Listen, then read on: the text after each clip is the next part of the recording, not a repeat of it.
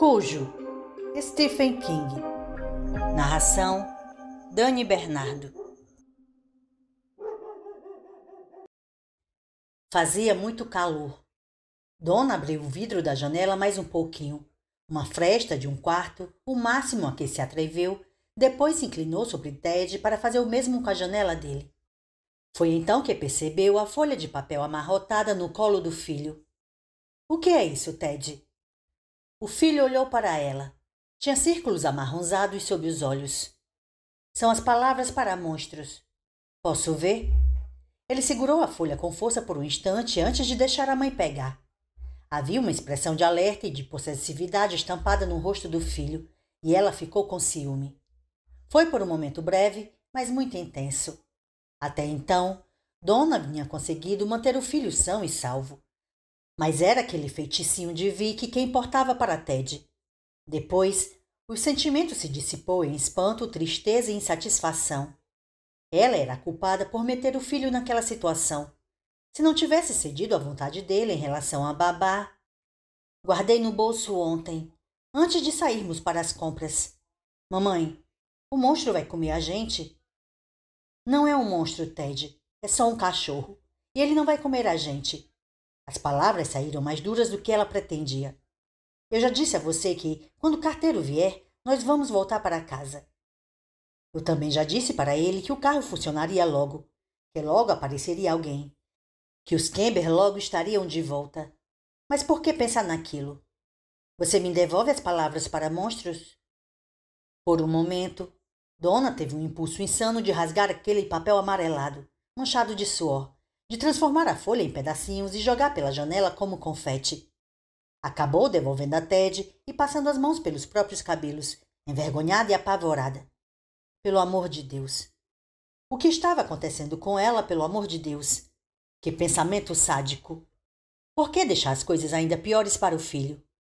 Seria por causa de Vicky? Por causa dela? Por que então? Estava quente demais, até para pensar. O suor escorria por seu rosto e dava para ver as gotas rolando pela face de Ted também. O cabelo do filho estava empapado e desgrenhado, e parecia 2 tons mais escuro do que era. Ele precisa lavar o cabelo, pensou ela, do nada, lembrando-se de novo do shampoo Johnson's Baby chega de lágrimas, guardado com toda a segurança na prateleira do armário do banheiro, à espera de alguém que o pegasse e pusesse uma tampa ou 2 na palma da mão. Não perca o controle. Não, claro que não. Ela não tinha nenhuma razão para perder o controle. Tudo ficaria bem. Ou não. Claro que sim. O cão já não aparecia fazia mais de 1 hora. E o carteiro? Já eram quase 10 da manhã. Ele logo chegaria.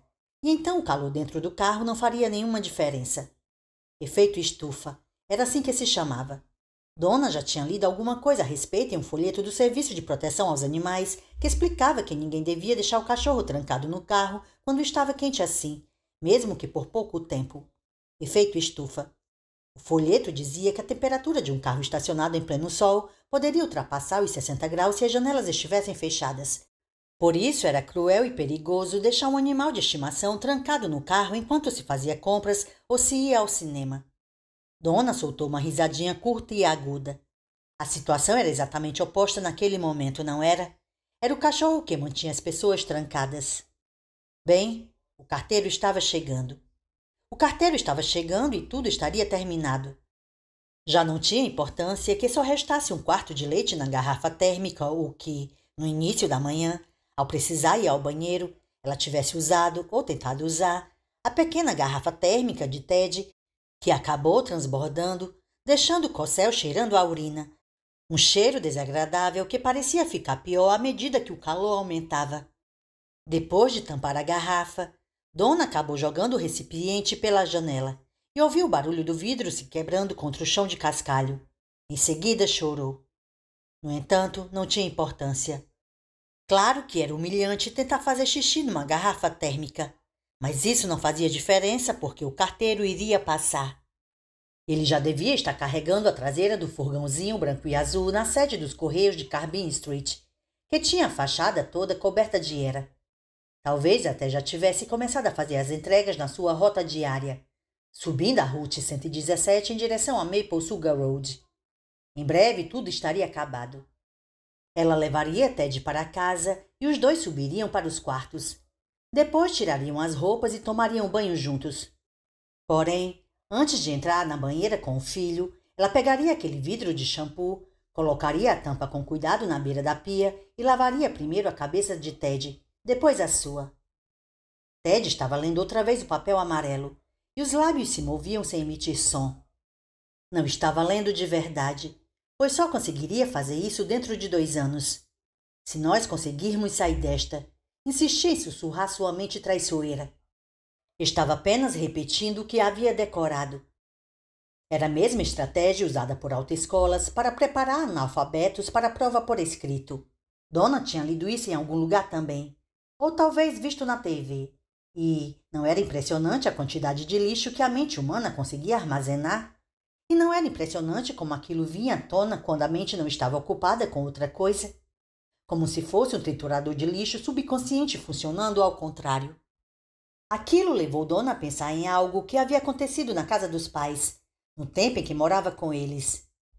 Menos de 2 horas antes de um dos famosos coquetéis, era assim que o pai de Donna sempre se referia aos eventos, com um tom satírico que automaticamente conferia aos encontros letras maiúsculas, o mesmo tom satírico que, muitas vezes, tirava Samantha do sério. O triturador de lixo da pia da cozinha acabou, de alguma forma, cuspindo dejetos na bancada do bar, e quando a mãe ligou outra vez o aparelho para se livrar de toda a sujeira, houve uma explosão de gosma verde que atingiu até o teto. Donna tinha uns 14 anos na época, e lembrou que ficou não só assustada, como também sentida com a raiva histérica da mãe. Sentida porque a mãe estava tendo um ataque diante das pessoas que mais a amavam e precisavam dela, só por dar importância à opinião de um grupo de conhecidos que iriam até lá para beber e comer de graça.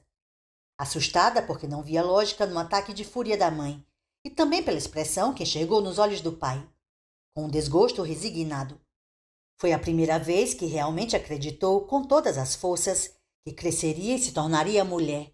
Uma mulher com pelo menos a chance de lutar para ser melhor que a própria mãe, que mergulhava naquele estado assustador por causa de uma coisa tão pequena.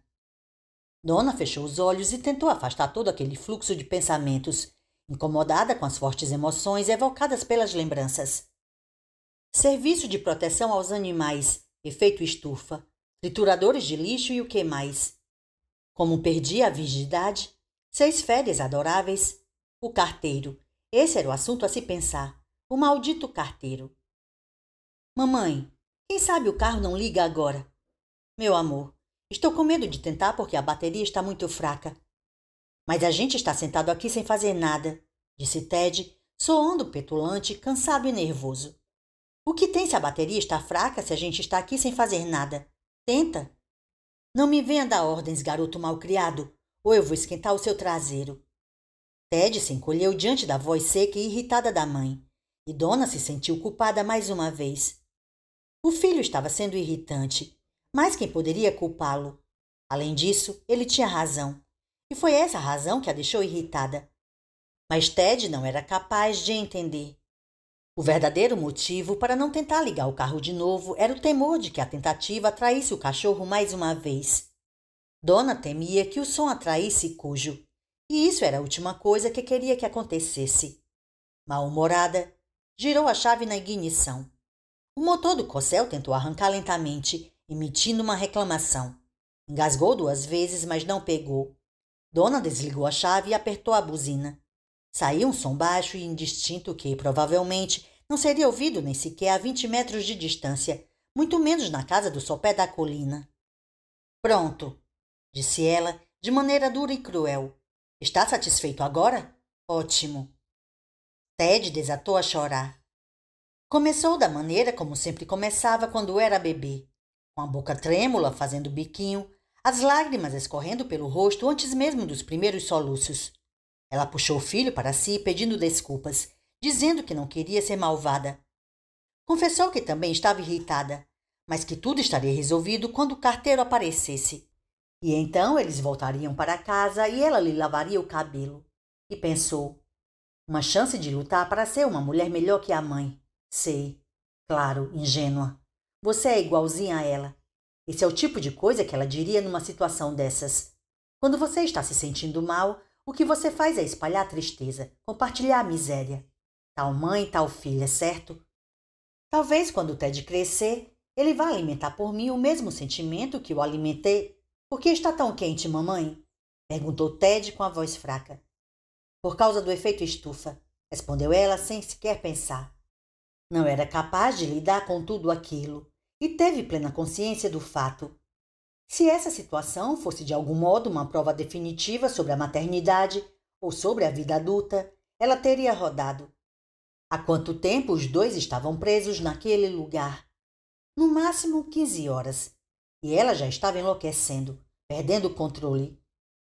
Posso tomar um refrigerante quando a gente voltar para casa, mamãe?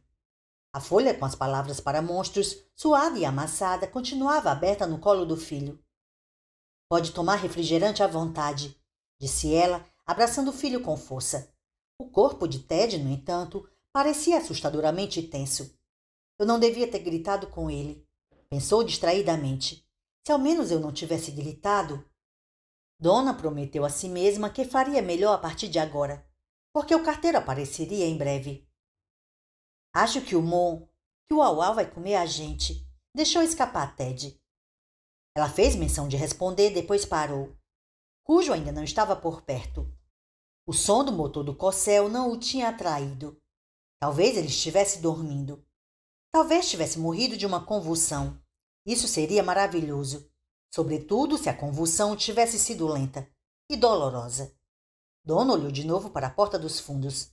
Estava tão próxima, mas trancada. Tinha certeza disso agora. Quando saíam de casa, os moradores trancavam as portas. Seria tolice tentar abrir, ainda mais com a perspectiva da chegada do carteiro em breve. Jogue para valer, Vicky costumava dizer. Ela teria que fazer isso, porque era para valer. Melhor considerar que o cachorro ainda estava vivo e continuava deitado dentro daquele celeiro entreaberto, deitado nas trevas. Pensar nas trevas lhe deu sede. Já eram quase 11 da manhã, mais ou menos uns 45 minutos depois. Donna avistou algo na grama, além da entrada da oficina, à direita do banco de carona do carro. Após uns 15 minutos de observação, convenceu-se de que era um bastão de beisebol com a base envolta com fita adesiva, meio obscurecido pela grama. Alguns minutos depois, pouco antes do meio-dia, Cujo saiu mancando do celeiro, piscando estupidamente os olhos vermelhos e reumáticos sob o sol abrasador. Quando vierem te derrubar, quando trouxerem aquela carroça, quando vierem te visitar e arrastarem seu pobre corpo para baixo. A agradável, mas de certa forma desgastada, voz de Jerry Garcia veio flutuando pelo corredor, ampliada e distorcida pelo radinho de alguém, até soar como se o vocal estivesse flutuando por um longo tubo de aço. Em um quarto mais próximo, alguém estava gemendo. Naquela manhã, quando foi até o fete do banheiro compartilhado para tomar um banho e se barbear, havia vômito em um dos urinóis e uma grande quantidade de sangue seco em uma das pias. Agite, agite, querida, cantava Jerry Garcia. Só não conte, em você me conhece. Steve Kemper estava diante da janela de seu quarto no 5º andar da ACM de Portland, olhando para Spring Street e se sentindo mal, sem saber por quê. A cabeça não estava boa. Não parava de pensar em Donna e em todas as vezes que tinha trepado com ela. Trepou com ela e ficou por perto. Ficou por perto para quê? Que merda aconteceu? Ele gostaria de estar em Idaho. O estado de Idaho vivia povoando seus pensamentos nos últimos tempos. Então, por que diabos não parava de palhaçada e seguia em frente? Ele não sabia. E não gostava de não saber. Não gostava de tantas perguntas martelando em sua mente. Perguntas eram contraproducentes para quem buscava um estado de serenidade. E o desenvolvimento do artista clamava por serenidade. Olhou para o próprio reflexo em um daqueles espelhos pontilhados de brinde de pasta de dente e se achou velho. Velho de verdade. Quando voltou ao quarto, viu uma barata zigue-zagueando pelo chão.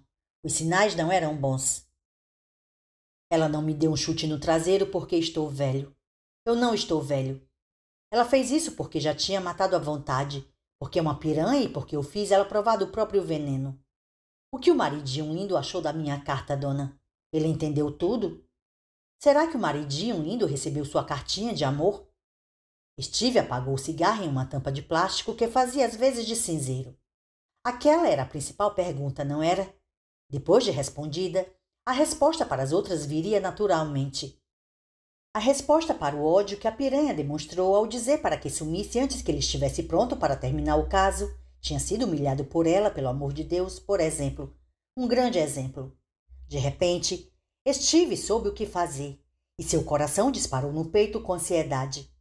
Meteu a mão no bolso e mexeu as moedas lá dentro. Saiu. Era pouco mais de meio-dia e, em Castle Rock, o carteiro, tão aguardado por Dona, começou a percorrer a rota de coletas que incluía a Maple Sugar Road e a Tom Road.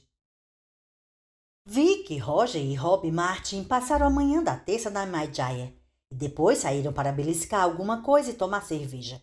Alguns hambúrgueres e muitas cervejas depois, Vic se deu conta de que era a primeira vez que ficava tão bêbado em um almoço de trabalho. Costumava pedir um drink ou uma taça de vinho branco e nada mais. Já tinha visto muitos publicitários de Nova York se afogarem aos poucos naqueles lugares escuros próximos à Avenida Madison, conversando com os amigos sobre campanhas que nunca sairiam do plano das ideias, ou, se ficassem bêbados demais, alugando os garçons para falar sobre romances que com certeza jamais escreveriam. Era uma ocasião estranha, um misto de comemoração e velório. Rob recebeu a ideia de um anúncio final do professor Serial Sharp com moderado entusiasmo, dizendo que poderia ser um sucesso, desde que, claro, tivesse alguma chance de se tornar realidade. Essa foi a parte do velório. Sem a aprovação do velho Sharp ou do filho pródigo, até mesmo um comercial mais fantástico do mundo não faria qualquer diferença. Ficariam de mãos abanando. Diante das circunstâncias, Vic achou que era justo encher a cara. Agora que o movimento de clientes chegando para o almoço no restaurante estava crescendo, os três se sentaram no canto só de camisa, com garrafas de cerveja espalhadas pela mesa e cinzeiros transbordando. Vic se lembrou do dia em que Roger e ele se sentaram no Yellow Sub de Portland para discutir aquela pequena aventura, quando todos os problemas se resumiam a um negócio deles. Sentiu uma inacreditável saudade daquele dia e se perguntou o que Ted e Donna estariam fazendo. Ligue para eles hoje à noite, pensou. Se você conseguir ficar sóbrio o suficiente para se lembrar disso, é claro. E agora? Perguntou Rob. Vocês vão continuar em Boston ou vão para Nova York? Posso conseguir ingressos para uma partida entre Boston e Kansas City, se quiserem. Aposto que assistir ao George Brett acabar com o jogo vai animar vocês um pouco. Vic olhou para Roger, que deu de ombros e disse: Acho que vamos para Nova York. Agradecimentos estão na ordem do dia, Rob, mas acho que nenhum de nós está com cabeça para beisebol. Não temos muito mais a fazer aqui, concordou Vic. Separamos muito tempo da viagem para os nossos brainstorms, mas acho que já batemos o martelo em relação à ideia para o último comercial. Ainda é preciso aparar várias arestas, alertou Rob. Não fiquem orgulhosos demais. Nós vamos conseguir aparar as arestas, disse Roger. Basta um dia com o pessoal do marketing para resolver tudo. Concorda, Vic? Talvez 2. Ainda assim, não vejo por que já não deixar tudo esboçado. E depois?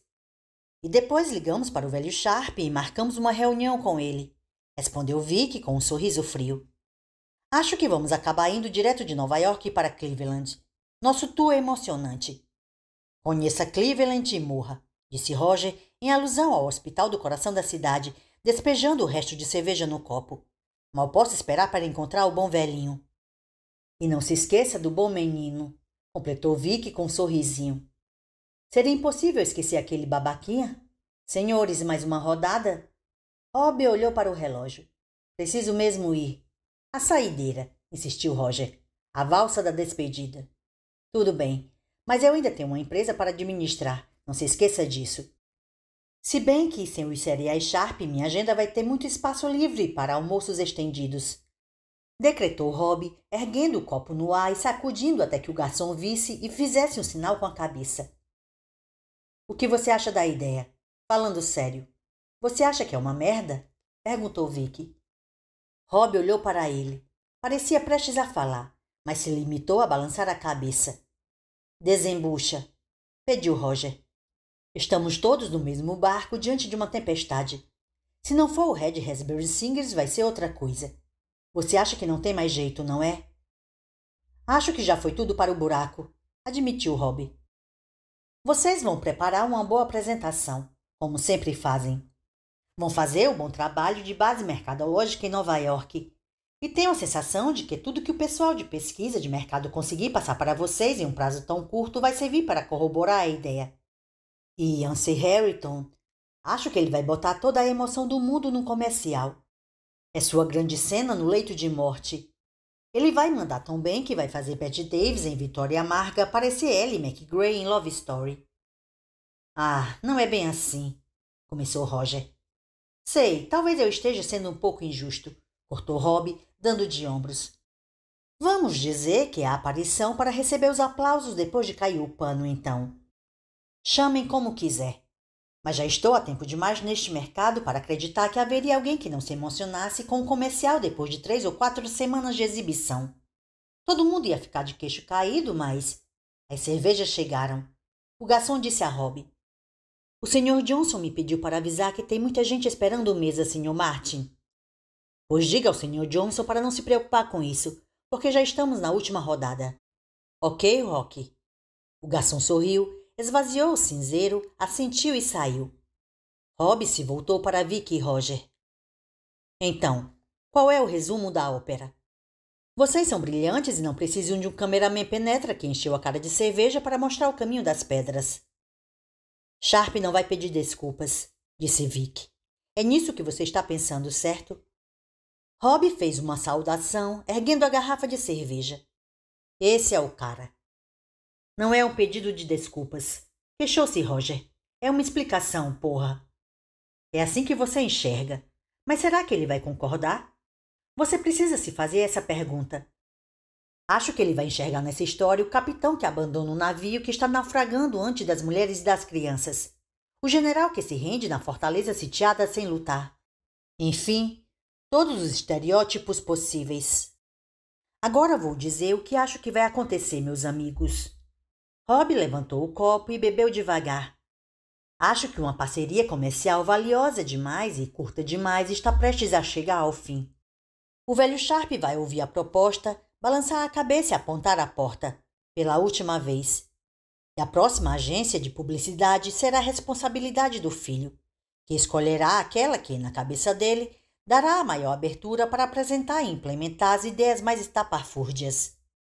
Talvez sim, talvez não, comentou Roger. Talvez ele... Seja como for, isso não vai fazer a menor diferença, disse Vic com veemência. A única diferença entre um bom publicitário e um vendedor de ilusões é que o bom publicitário faz o melhor que pode com o material que tem nas mãos, sem ultrapassar as fronteiras da honestidade. É disso que se trata esse comercial. Se ele disser não, estará recusando o melhor que podemos fazer. E ponto final. Fim de papo. Encerrou, tragando o cigarro e quase derrubando a garrafa de cerveja de Roger ainda pela metade. As mãos tremiam. Rob assentiu. Um brinde a isso, disse ele erguendo o copo. Saúde, senhores. Vicky e Roger ergueram os copos. Rob pensou por um instante e depois disse. Que tudo corra bem, contra todas as probabilidades.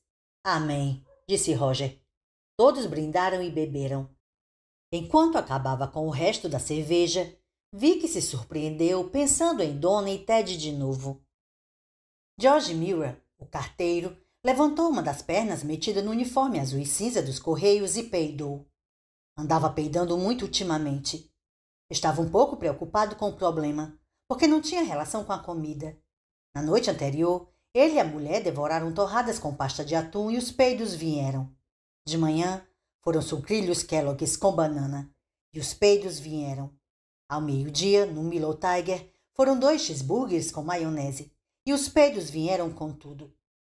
George procurou pelo sintoma na Enciclopédia Médica do Lar, uma inestimável obra em 12 volumes que a esposa ganhou ao juntar os comprovantes de compras da Shop Save de South Paris. O que ele descobriu na entrada flatulência excessiva não foi nada encorajador. Podia ser um sintoma de inflamação gástrica. Podia significar que havia uma bela de uma úlcera dentro dele. Podia ser um problema intestinal. Podia até ser a doença que começava com C. Se continuasse peidando daquele jeito, teria que marcar uma consulta com o Dr. Quentin. E o Dr. Quentin explicaria que ele estava peidando muito porque estava ficando velho e que isso era normal. A morte da tia Eve Chalmers na última primavera deixara George muito abalado, mais do que ele poderia acreditar, e, nos últimos tempos, evitava pensar no envelhecimento. Preferia pensar nos anos dourados da aposentadoria, anos que passaria ao lado de Cat. Nunca mais acordar às 6 da manhã. Nunca mais carregar a bolsa de cartas e ficar ouvindo aquele babaca do Michael Fournier, diretor da agência de Castle Rock. Nunca mais congelar as bolas no inverno e enlouquecer com os veranistas que queriam entregas em campos e chalés quando chegava o verão. Em vez disso, haveria um motorhome para viagens pitorescas pela Nova Inglaterra. Haveria ócio no jardim. Haveria vários tipos de hobbies. Acima de tudo, haveria descanso e relaxamento. No entanto, de alguma forma, ele pensava que chegar à casa dos 60 e tantos e 70 e poucos peidando sem parar, como um foguete defeituoso, não se encaixava com a bela imagem que construíra para os anos dourados da aposentadoria. George virou o furgãozinho azul e branco dos Correios na Town Road e estreitou os olhos quando o raio de sol passou por um breve momento pelo para-brisa. O verão estava infernal, bem como a tia Eve profetizara, talvez até um pouco mais. Ouviu os grilos criquilando com preguiça na grama alta e teve uma breve visão dos anos dourados da aposentadoria, uma cena intitulada George relaxa na rede da varanda do quintal. Parou na casa dos Milliken e colocou uma circular de propaganda da Zare e uma conta de luz da companhia elétrica do Maine na caixa de correio. Aquele era o dia da emissão de contas de luz, mas George esperava que a companhia não alimentasse grandes expectativas em relação à data prevista para o pagamento. Os Milliken eram os mortos de fome, como aquele Gary Pervier, que morava mais adiante. Era um escândalo ver a decadência de Pervier, um homem condecorado por bravura pelo exército. E o tal Joey Kember não era muito melhor que os outros. Bando de vira-latas, todos eles. John Milliken estava do lado de fora, na lateral da casa, consertando o que parecia ser um rastelo. George assinou para ele, e Milliken ergueu o dedo antes de voltar ao trabalho. Aqui vai uma para você, seu fraudador de previdência social, pensou George Miller. Levantou a perna e soltou o rojão. Peidar com uma metralhadora não era fácil. Você precisava ter muito cuidado quando estava perto de outras pessoas. George seguiu pela estrada até a casa de Gary Pervier. Puxou outra publicidade da Zare, outra conta de luz e também um informativo do Departamento de Veteranos de Guerra dos Estados Unidos. Enfiou tudo na caixa de correio e deu meia volta na entrada da garagem de Pervier, porque não precisava subir a colina até a casa de Kember naquele dia. Joey havia telefonado para a agência na segunda, por volta das 10 da manhã, pedindo que as correspondências não fossem entregues durante alguns dias. Mike Fournier, o gerente falastrão da agência dos Correios de Castle Rock, havia preenchido um aviso para suspender a correspondência até segunda ordem e repassado a George. Fournier informara a Joey Kember que ele havia ligado 15 minutos depois do prazo para a suspensão da entrega da correspondência de segunda, se era isso que ele pretendia. Não tem problema, respondeu Joey. Acho que ainda vou estar em casa para receber as cartas de hoje. Quando colocou a correspondência de Gary Pervier na caixa de correio, George percebeu que a entrega de segunda, uma revista Popular Mechanics e uma carta de pedido de doação para o Fundo de Educação Rural continuava no mesmo lugar. Em seguida, ao virar o furgãozinho, percebeu que o velho e enorme Chrysler de Gary estava na entrada e o Ford enferrujado de Joey Kember estava estacionado ao lado. Saíram juntos, murmurou. 2 idiotas fazendo merda por aí. Levantou a perna e desferiu outro peido. George concluiu que os dois deviam estar bebendo e caçando prostitutas na picape de Joey Kember. Não lhe ocorreu que era estranho terem saído na picape de Joey quando havia 2 carros muito mais confortáveis à mão. Nem percebeu sangue nos degraus da escada da varanda, nem tampouco o grande buraco no painel inferior da porta telada de Gary. 2 idiotas fazendo merda por aí, repetiu. Pelo menos Joey Kember se lembrou de suspender a correspondência.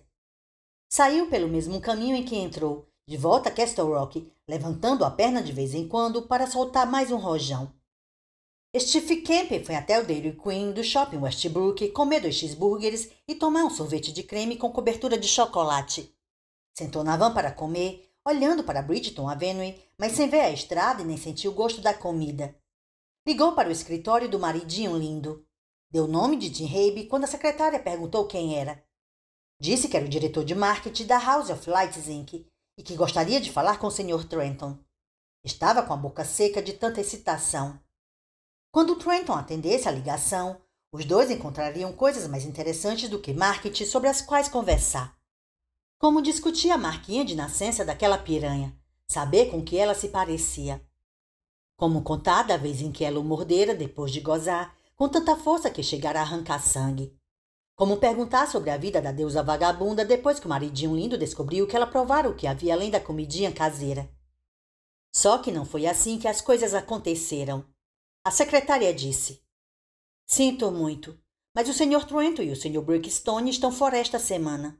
E também deve estar fora grande parte da semana que vem. Posso ajudar o senhor de alguma forma?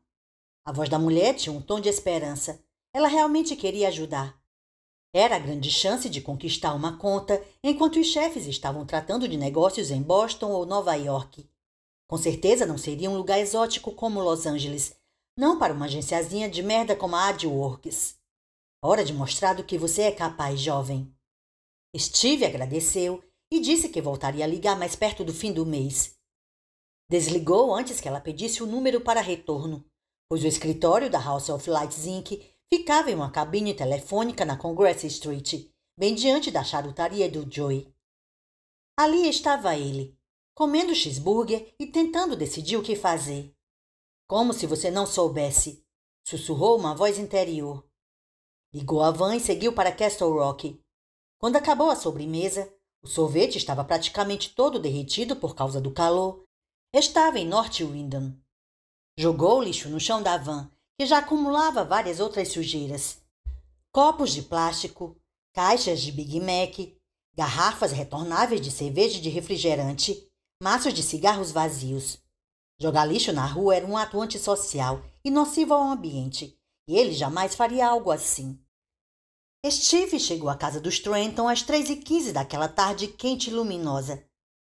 Agindo com cautela, quase subconsciente, passou diante da casa sem diminuir a velocidade e estacionou perto da esquina de uma rua lateral, cerca de 400 metros à frente. Voltou caminhando. A entrada da garagem estava vazia e ele sentiu uma pontada de frustração. Jamais admitiria para si, ainda mais agora, quando Dona parecia não estar em casa, que pretendia dar à mulherzinha um gostinho do que ela tanto quis durante a primavera. Ele tinha despencado de Westbrook até Castle Rock com uma meia ereção, que desmoronou completamente naquele momento. Ela não estava. Não, o carro não estava. Uma coisa não levava necessariamente à outra, certo? Steve olhou ao redor. O que temos aqui, senhoras e senhores, é uma pacífica rua de subúrbio em um dia de verão. A maioria das crianças está tirando uma soneca. A maioria das donas de casa está fazendo o mesmo ou está grudada na TV, assistindo a alguma novela Água com Açúcar. Todos os maridinhos lindos estão ocupados ganhando a vida. O passaporte para pagar mais impostos e, muito provavelmente, um leito no setor de terapia intensiva do Centro Médico do Leste do Maine.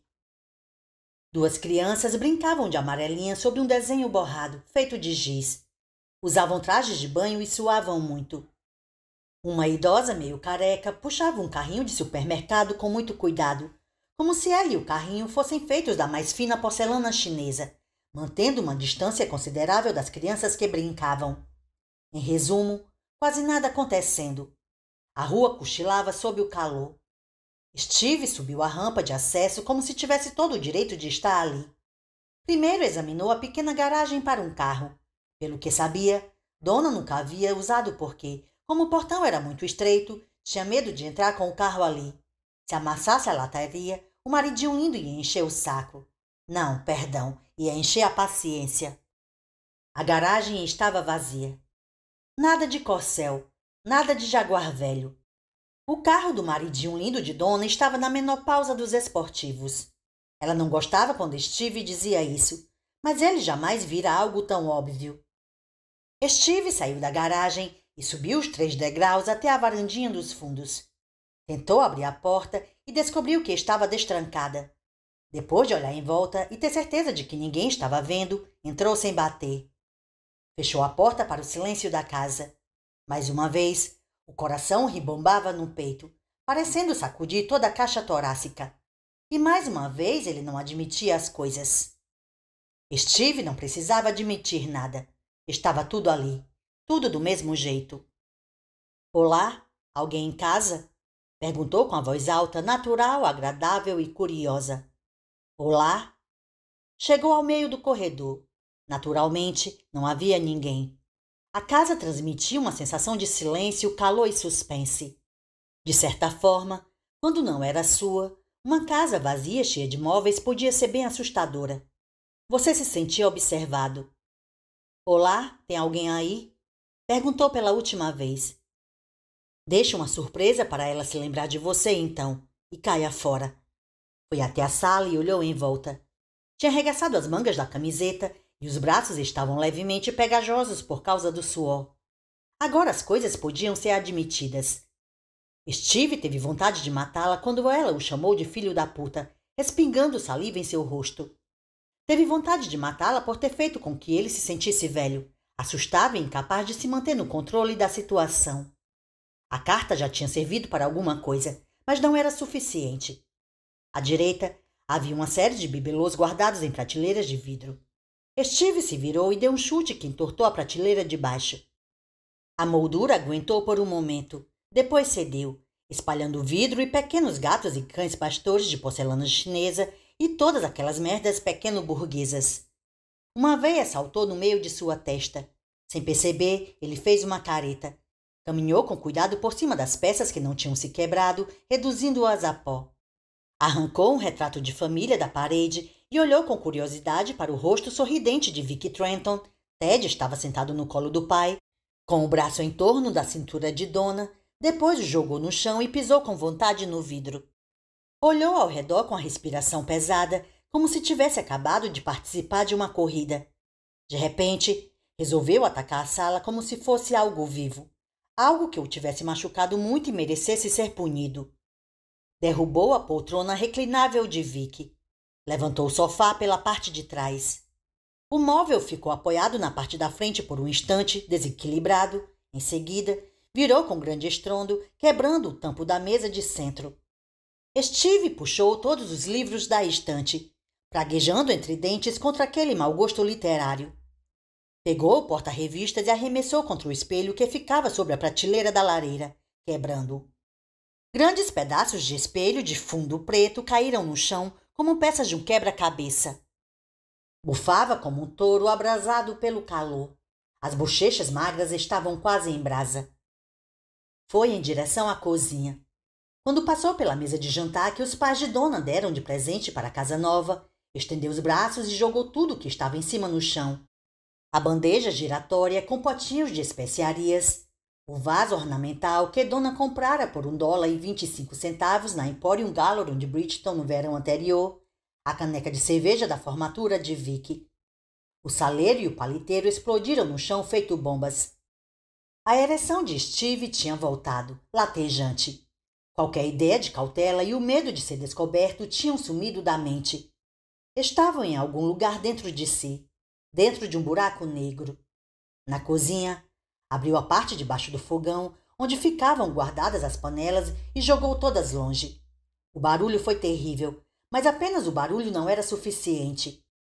Havia armários em 3 das 4 paredes da cozinha. Steve abriu um a um, encheu as mãos de pratos e atirou todos ao chão. As louças tiniram sonoramente. Arrancou todos os copos do lugar e grunhiu ao ouvi-los se quebrando. Entre eles havia um conjunto com 8 delicadas taças de vinho de pés compridos que Donna guardava desde os 12 anos de idade. Ela havia lido uma reportagem sobre as arcas que as adolescentes estavam usando para ir guardando as peças do que um dia seria um enxoval de casamento e decidiu que teria uma também. No fim das contas, as taças de vinho foram a única coisa que Donna guardou na arca antes de perder o interesse. O grande objetivo inicial era montar um enxoval grande o suficiente para atender às necessidades de seu futuro lar de casada. Ainda assim, aquelas taças já haviam acompanhado mais da metade de sua vida e eram guardadas com muito carinho. Uma vasilha foi a próxima vítima de Steve. Depois, uma grande travessa. Em seguida, o rádio com toca-fitas, que foi ao chão e se espatifou com um som pesado. Steve Kemper dançou sobre ele. Dançou o twist. O pênis, duro feito pedra, pulsava dentro da calça. A veia no centro da cabeça pulsava também, como em contraponto. Ele descobriu as bebidas embaixo da pequena pia metálica do canto. Tirou de lá garrafas quase cheias pela metade, carregando várias de uma vez, depois arremessou uma a uma com toda a força contra a porta da despensa. No dia seguinte, o braço ficaria tão inchado e dolorido que ele mal conseguiria levantá-lo até a altura do ombro. Em pouco tempo, a porta da despensa estava escorrendo todo o tipo de destilado. Gilbey's, Jack Daniels, J.B., sem falar em um líquido de menta verde grudento e no amareto que fora presente de Natal de Roger e Altia Brickstone. Os cacos de vidro cintilavam com preguiça sob o sol quente da tarde que inundavam as janelas sobre a pia. Steve entrou na lavanderia e encontrou caixas de alvejante Spinspan, uma grande garrafa de plástico azul de amaciante Downy, um limpa-vidros Laistow, um Top Job e também 3 marcas de sabão em pó. Saiu correndo de um lado para o outro da cozinha como um maluco celebrando a chegada do ano novo, espalhando produtos de limpeza por toda a parte. Tinha acabado de esvaziar a última embalagem, uma caixa quase cheia de Tide tamanho econômico, quando viu a mensagem deixada no quadro de notas com o inconfundível garrancho de Donna. Ted e eu fomos levar o carro à oficina de Joey Kemper. Voltamos já. O bilhete o trouxe de volta à realidade com um estalo. Já estava ali fazia meia hora, se não mais. O tempo passou em um borrão vermelho, e era melhor não abusar da sorte.